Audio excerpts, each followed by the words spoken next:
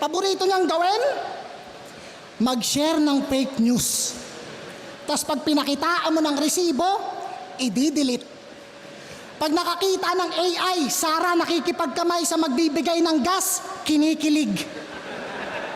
Magpiprint ng karton, susuotan ng jacket. Susubuan ng pagkain, nakakabagabag. Dito nga sa flip top, pag bumoto, pinapaliwanag. Yung gusto nyong iboto, di nagpapaliwanag. Sa mga estudyante, payag kayo, yung nagbibigay ng test, di marunong mag-fact check. May dumating lang na oil tanker, pangalan Sara Sky, may post agad to.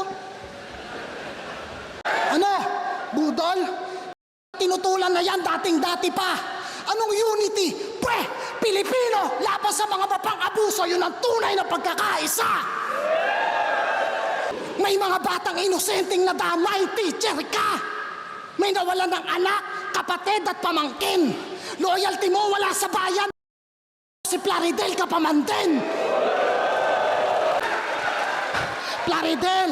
Plaridel, mahiya ka kila Luna. Hanggang ngayon, ikay birheng naniniwala sa pag-ibig ng isang sumusunod ng walang tanong kung susumahin ay alipin na to. Nakasuporta sa mga taong dahilan kung ba't sa sariling bayan ay para pa rin bilanggo. Na para sila makalanghap na sariwang hangin, tayo ang naghihingalo. Nakayuko na ako sa sobrang baba ng tingin ko sa'yo.